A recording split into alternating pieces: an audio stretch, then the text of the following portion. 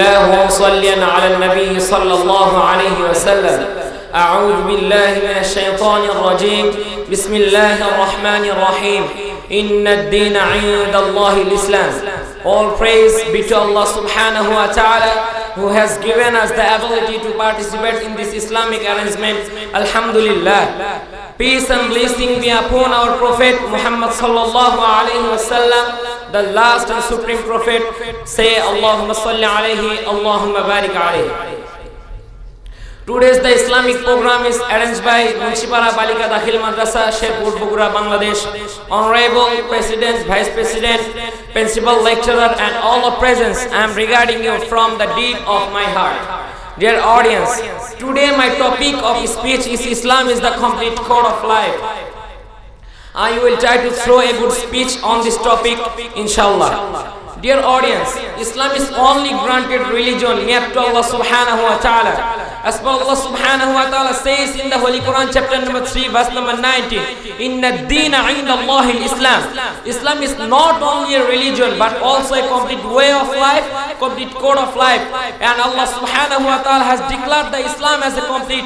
As per Allah subhanahu wa ta'ala says in the Holy Quran chapter number 5 verse number 3, Al-yawma akmaltu lakum deenakum wa atmamtu alaykum ni'mati wa raditu lakum al-Islam deena.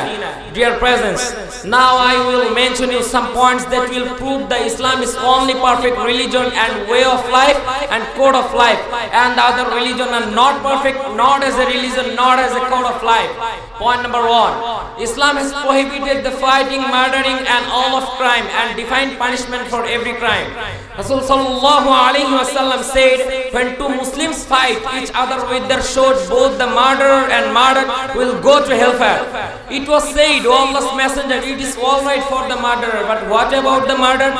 Rasul sallallahu alayhi wasallam replied, he surely had the intention to kill his companion. Point number 2, Islam has ordered to show kindness to family, parents, relatives, orphans, the poor, the needy and the weak.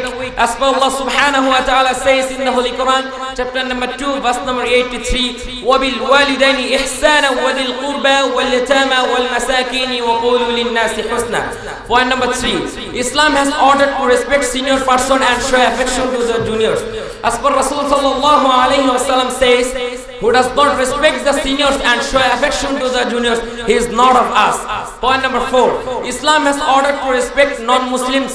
As per Allah subhanahu wa ta'ala says in the Holy Quran chapter number 29 verse number 46, وَلَا تُجَادِلُوا أَهْلَ الْكِتَابِ إِلَّا بِالَّتِي هِيَ أَحْسَنُ. Point number 5, Islam has given the woman right domination that has not been given by the other religion. Even the other religion has not given the woman the right and respect that Islam has given. Point number 6, Islam has given respect to everything, even the dead bodies.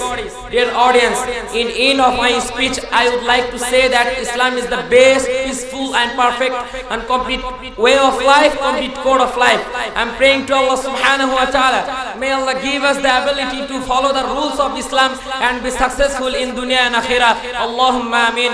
Ma'as-salam. Wassalamu alaikum wa rahmatullahi wa barakatuh.